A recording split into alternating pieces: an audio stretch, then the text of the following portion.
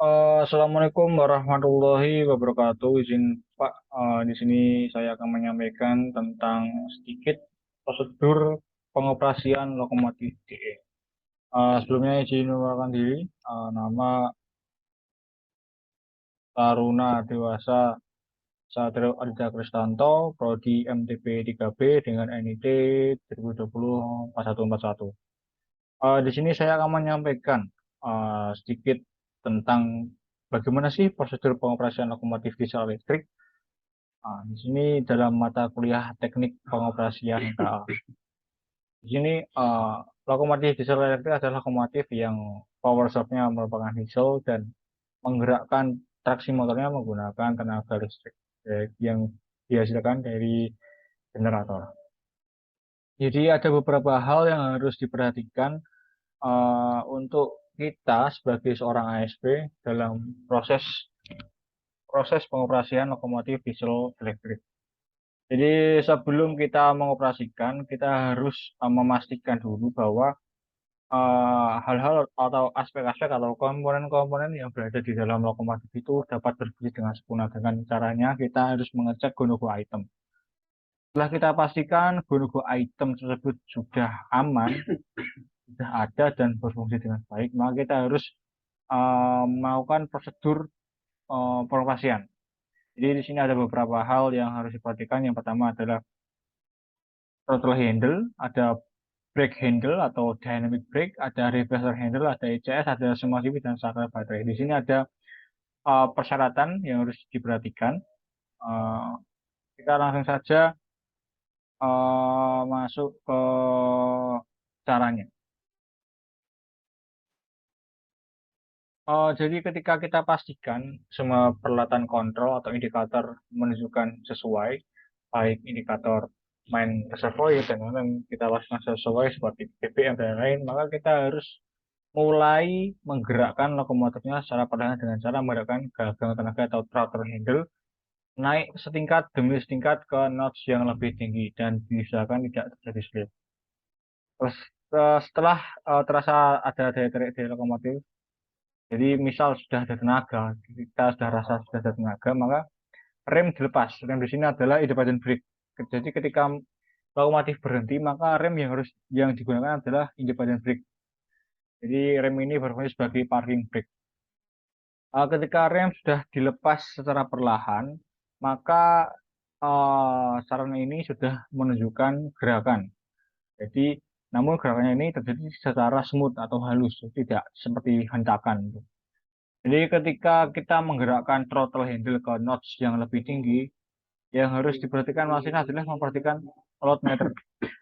Diusahakan jarum selalu menunjukkan pada daerah hijau bahwa artinya pemberian arus listrik dari main generator ke traksi motor personel masih dalam batas yang diizinkan dan tunggu sampai jarum pada load meter pada posisi stabil atau tenang. Jadi apabila jarum sampai menunjukkan daerah kuning yang menunjukkan bahwa pemberian arus sudah melebihi batas yang diizinkan, tapi kondisi ini seperti ini hanya diizinkan di ambang batas waktu tertentu. Seperti yang tertera pada angka di load meter yaitu 1.60.18.84. Apabila jarum load meter menunjuk pada daerah kuning, maka gagang tenaga atau throttle handle harus segera diturunkan ke yang lebih rendah agar jarum menunjukkan pada daerah hijau. Artinya, arus dari main generator yang masuk ke traksi motor menurun sesuai dengan standar yang diizinkan. Lalu setelah kita melakukan proses pergerakan awal seperti menggerakkan throttle, lalu melepaskan independent brake, maka kita menuju ke proses mempertahankan kecepatan. Pastinya dalam suatu pengoperasian atau suatu operasi kereta sudah ditetapkan berapa sih kecepatannya, berapa sih task path yang harus kita lakukan, berapa sih kecepatan yang dibuat oleh pihak operasi yang memastikan bahwa ketepatan waktu dan lain-lain harus kita jalankan, harus kita laksanakan sesuai dengan jadwal yang terlampir. Nah, untuk menyesuaikan jadwal tersebut, maka kita harus menyesuaikan kecepatan. Jadi kita di dalam penyesuaian kecepatan ini ada beberapa hal, yang pertama ada percepatan, ada mempertahankan kecepatan, dan melakukan perlambatan. Ya, ini tiga kondisi ini kita lakukan sesuai dengan kebutuhan dan instruksi dari pihak pengendali atau pengatur perjalanan. Nah, Dalam proses mempertahankan kecepatan, pada dasarnya saat mengemudi atau menjalankan lokomotif, masinis harus berusaha agar kecepatan kereta apinya berjalan dengan stabil atau konstan. Untuk mempertahankan kecepatan pada berbagai kondisi jalan, baik yang mendatar, turunan, maupun tanjakan, masinis harus mengatur antara posisi throttle handle dan dengan pengereman harus sesuai dengan porsinya. Jadi, misal dalam suatu tanjakan kita membutuhkan tenaga yang lebih, maka kita harus posisikan throttle dan dynamic brake ini harus sesuai dengan kebutuhan kita. Jadi ketika dalam proses mempertahankan kecepatan, hal yang harus diperhatikan adalah pertama speedometer. Speedometer ini menunjukkan berapa sih kecepatan sarana yang kita naiki atau berapa sih kecepatan atau daya daya daya tarik dari sarana tersebut dapat kita lihat melalui speedometer dengan satuan kilometer per jam. Lalu ada load meter. Nah, kedua peralatan ini sebagai pedoman pada saat menambah atau mengurangi tenaga yang dilakukan oleh lokomotif. Jadi jangan sampai penunjukan pada kedua peralatan tersebut melampaui dari batas-batas yang telah ditetapkan dan distandarkan. Lalu kita masuk ke fase mengurangi kecepatan. Jadi ketika masinis mempertahankan kecepatan, otomatis mereka memiliki tanggung jawab untuk mengurangi kecepatan ketika ada suatu hal-hal yang memiliki urgensi yang sangat lebih. Misal dalam suatu petak blok terjadi permasalahan, ada sinyal yang aspek merah, lalu ada kita saat mendekati stasiun dan lain-lain. Nah, di sini adalah fungsi dari mengurangi kecepatan pada lokomotif diesel elektrik. Nah, di sini ada dua cara. Yang pertama kita menggunakan cara yaitu mengurangi tenaga lokomotif dengan menurunkan throttle handle. Jadi semakin besar notch dari throttle handle, maka semakin besar pula tenaga yang dikeluarkan oleh lokomotif. Sehingga dapat kita simpulkan semakin besar notch yang kita tujukan pada throttle handle, maka semakin besar juga kecepatan yang kita raih. Nah, bagaimana sih cara kita untuk menguranginya? Ya, berarti kita harus mengurangi posisi notch dari throttle handle agar kecepatan yang diraih oleh sarana lokomotif tersebut dapat berkurang sesuai dengan kebutuhan dan kemauan kita. Jadi ketika kita menurunkan posisi throttle, maka kinerja yang terjadi adalah kita tidak menggunakan proses pengereman, namun kita menggunakan proses pengurangan daya tarik atau daya dari lokomotif tersebut. Lalu yang kedua kita mengurangi tenaga lokomotif ke posisi yang lebih rendah. Pada kedua cara ini sangat tergantung dari situasi dan kondisi di lapangan saat tujuan masinis melakukan pengurangan kecepatan. Jadi kita dapat menggunakan throttle handle dan menggunakan dynamic brake atau menggunakan pengereman. Lalu kita masuk ke transisi. Jadi transisi adalah berubahnya rangkaian hubungan antara traksi motor karena berubahnya kecepatan kereta api atau lokomotif dengan tujuan agar arus yang masuk ke traksi motor selalu dalam batas yang ditentukan. Walaupun putaran traksi motor selalu berubah, pengaturan arus diberikan oleh SG atau Speed Sensing Generator yang terletak pada roda lokomotif nomor 3. Bila roda lokomotif mencapai putaran tertentu, maka SG akan menghasilkan arus listrik yang selanjutnya dialirkan ke TCRP. Selanjutnya, secara elektronik, TCRP akan mengatur rangkaian hubungan traksi motor lewat kontaktor-kontaktor. Nah, kita masuk ke proses pengaturan pengereman. Jadi, di dalam lokomotif ada beberapa pengereman. Yang pertama menggunakan dynamic brake, menggunakan service brake, menggunakan independent brake. Yang pertama kita menggunakan pengatur rem dinamik atau dynamic brake. Yang pertama throttle handle harus netral atau idle. Yang kedua dynamic brake dari besar ke kecil. Lalu reverser handle maju atau mundur sesuai dengan kebutuhan atau keinginan kita. HCS kita run, CB kita on, BMS kita on, saklar dynamic brake kita on, dan traksi motor all in atau lengkap. Throttle handle ini posisinya netral, akibatnya lokomotif kan tidak ada tenaga karena di DFDA energizer. Lalu reversing handle-nya kita posisikan maju atau mundur sesuai dengan arah lokomotif itu bergerak. Lalu saklar pemutus dynamic brake atau DBU harus on. Circuit breaker dynamic brake harus on. Dynamic brake handle gerakan posisi B besar ke arah posisi B kecil atau gerakan ke arah berlawanan dengan jarum jam. Akibatnya traksi motor 1 dan 2 terhubung kopel, traksi motor 3 dan 4 terhubung kopel, traksi motor 5 dan 6 terhubung kopel. Dengan adanya hubungan ini, maka traksi motor siap mengeluarkan arus-arus ke grid dan blower. Dynamic brake handle gerakan ke B kecil, akibatnya maka terjadi pemutusan dan terhubung dari seri dengan arus sehingga sebagai exciter dan grease stop blower dapat arus sehingga kedua peralatan tersebut bekerja dengan baik. Lalu dengan terpisahnya rotor dan field dari masing frekuensi motor, maka akan bekerja sendiri dengan rotor TM diputar-putar karena diputar oleh roda. Nah, pada waktu akan melepas dynamic brake dan menggunakan lagi gagang tenaga atau throttle handle, caranya adalah sebagai berikut, yaitu gerakan gagang dynamic brake ke posisi netral. Jadi posisi netral ini berarti mereka tidak melakukan suatu proses pengereman. Lalu tunggu waktu sekitar 6 detik untuk memberi kesempatan pada buffer rangkaian agar memegang kembali di mana agar dia tidak terjadi sentakan pada rangkaian kereta api. Lalu apabila dynamic brake dikerjakan, maka automatic brake pada lokomotif tidak berfungsi karena udara yang menuju ke valve J1 yang mengatur udara masuk cylinder rem secara otomatis dibocorkan. Bila sedang berlangsung dynamic brake, maka masinis mengerjakan emergency brake, maka secara otomatis dynamic brake akan terlepas karena arus yang menuju dynamic brake akan terputus. Ketika dynamic brake dikerjakan putaran MD atau mesin diesel akan naik seperti contoh not 7, karena bila dynamic brake dikerjakan maka solenoid B dan C akan bekerja. Lalu kita masuk ke pengaturan rem udara tekan, yaitu automatic brake atau service brake. Sebelum kita menggunakan pengereman otomatis atau automatic brake, hal yang diperlu perhatikan adalah yang pertama, gagang tenaga atau throttle handle harus kita posisikan pada posisi netral. Yang kedua, kita harus mengatur reverser handle atau gagang pembalik ke arah tetap pada posisi yang kita kendaki, jadi sesuai dengan arah lokomotif kita laju. Lalu gerakkan gagang pengereman otomatis pada posisi servis dan pada knock pertama. Pada posisi ini tahan beberapa saat dan tekan udara pengereman udara brake pipe akan turun 5-6 psi. Setelah terasa dan ada reaksi pengereman, baru gerakkan gagang pengereman secara gradual ke posisi yang dikehendaki. Jadi semakin besar menuju ke posisi full service, maka proses pengeremannya juga akan semakin besar. Jadi untuk melepas pengereman ini, maka gerakan pada posisi release atau posisi 0. Sehingga dengan sendirinya tekan udara pada brake pipe akan naik kembali normal dan pengereman akan lepas. Jadi hal ini untuk menghindari adanya kehendakan pada posisi rangkaian kereta api.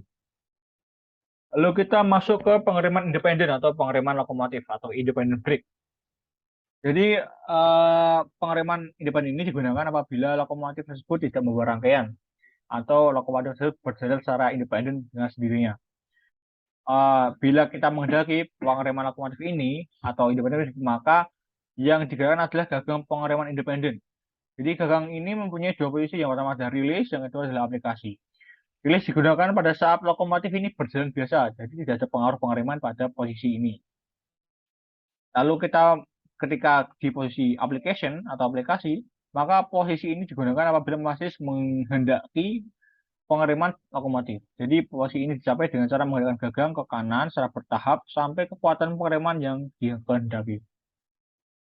Jadi pada posisi tersebut kita harus menahan gagang dan menghendaki lepas rem gerakan gagang ke kiri sampai habis. Lalu pada kedudukan mengerem independen, tekan udara pada silinder rem menunjukkan dari 0 psi sampai maksimum yaitu 50 psi sesuai kebutuhan.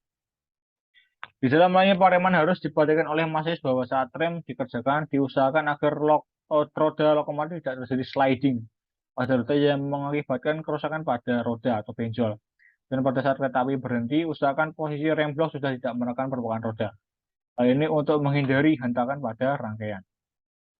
Nah, ini adalah tuas pembalik arah. Jadi tuas ini digunakan untuk menentukan sih bagaimana atau arah dari lokomotif ini akan mengarah ke depan atau ke belakang. Jadi untuk mengerjakan atau memfungsikan pembalik arah ini atau reverser handle ini, kita harus menjaga dulu bahwa lokomotif telah benar-benar berhenti dan independent brake pada posisi rem. Setelah throttle handle pada posisi idle, karena bila throttle handle tidak pada posisi idle, maka RH tidak dapat digerakkan atau reverse handle ini tidak dapat digerakkan. Jadi ini suatu sistem yang interlocking. Jadi apabila ada suatu prosedur yang terlewati, maka prosedur yang selanjutnya maka tidak akan tidak bisa kita laksanakan.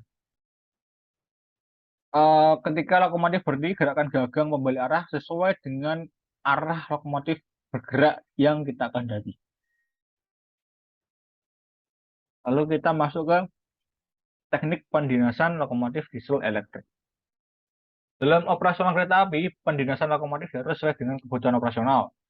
Nah, ini ada beberapa macam dinasan lokomotif, antara lain satu, kereta api dengan lokomotif tunggal. Jadi, kereta api yang ditarik oleh satu lokomotif. Nah, ini kereta yang kedua adalah kereta api dengan lokomotif ganda atau double traksi. Jadi, pendinasan lokomotif ganda ini, teknik pengoperasiannya adalah yang pertama adalah pelayanan individu. Jadi, setiap lokomotif dilayani oleh sendiri-sendiri. Jadi ada dua lokomotif yang aktif dan dua-dua meja pelayanan tersebut juga aktif. Yang kedua adalah multiple unit atau dua lokomotif dilayani oleh satu orang masinis. Yang ketiga adalah lokomotif ganda, dua-duanya di depan. Lokomotif ganda, satu di depan dan satu di belakang. Yang ketiga adalah kereta api dengan lokomotif pendorong. Ini adalah syarat atau hal yang harus diperhatikan yang ketika kita harus menggunakan lokomotif tunggal. Yang pertama, posisi throttle handle pada 1-8 sesuai kebutuhan, faster handle sesuai keinginan, dynamic brake netral atau auto brake handle release, cut out pilot valve in, independent brake handle release, EC run, sakar run, CBCB on, dan deadman dikerjakan, yaitu diinjak dilepas sesuai dengan kebutuhan dan sesuai dengan prosedur yang telah ditetapkan. Nah, ini ketika kita masuk ke lokomotif dengan ganda atau double traksi. Jadi lokomotif ini yang pertama kita harus memperhatikan penggunaan yang sudah terjadwal karena rangkaian yang panjang dan melebihi kapasitas tarik dari suatu lokomotif. Jadi suatu lokomotif ini memiliki batas daya tarik atau daya yang dihasilkan untuk menarik lokomotif ini memiliki batas. Jadi ketika batas tersebut kita sudah lewati dan tidak mampu untuk menarik, maka kita harus membutuhkan daya tambahan. Nah, ini dapat dimulakan dengan lokomotif double traksi. Jadi lokomotif ini juga digunakan ketika keadaan darurat. Jadi teknik pelayanan lokomotif ganda yang pertama adalah pelayanan individu dan pelayanan sistem multiple unit. Ini adalah syarat-syarat pengoperasian lokomotif ganda. Yang pertama throttle handle 1-8, reverse handle maju atau mundur, dynamic brake handle netral atau auto brake handle sesuai kebutuhan, cut on pilot valve in, independent brake handle sesuai kebutuhan, SS run, sakar on, CBCB on, deadman dikerjakan sesuai dengan prosedur.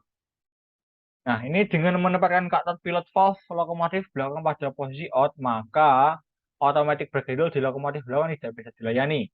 Sehingga dengan demikian masinis lokomotif yang kedua yang berada di belakang tidak bisa mengerem rangkaian kereta api dengan menggunakan automatic brake.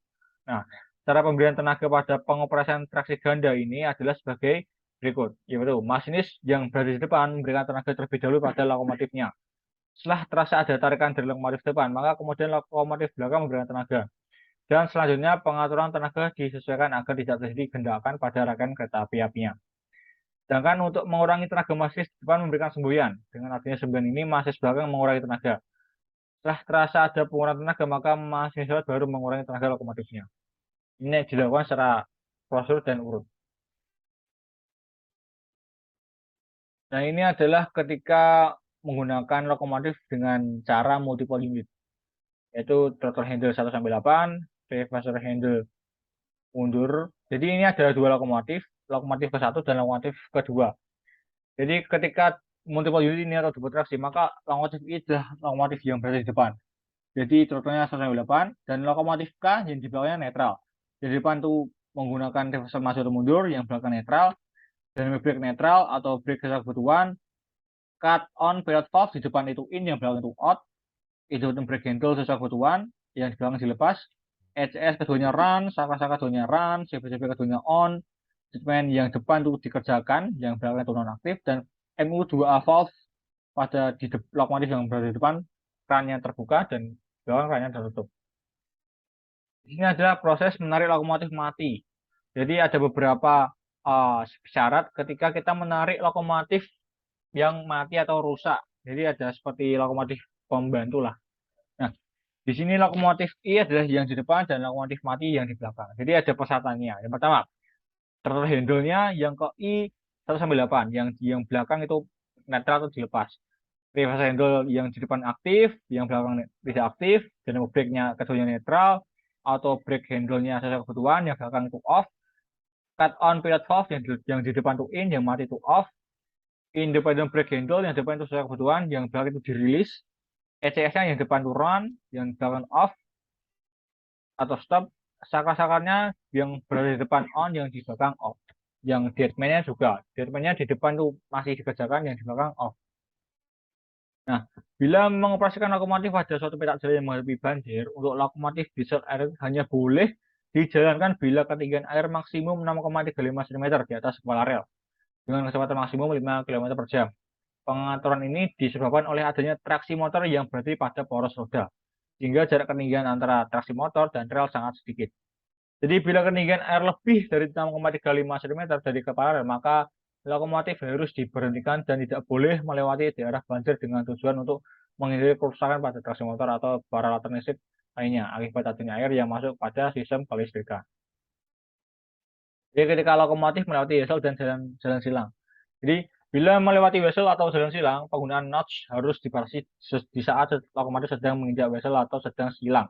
Harus diusahakan posisi gagang tenaga tidak terlalu tinggi karena akan menyebabkan terjadinya flashover pada sistem kelistrikan.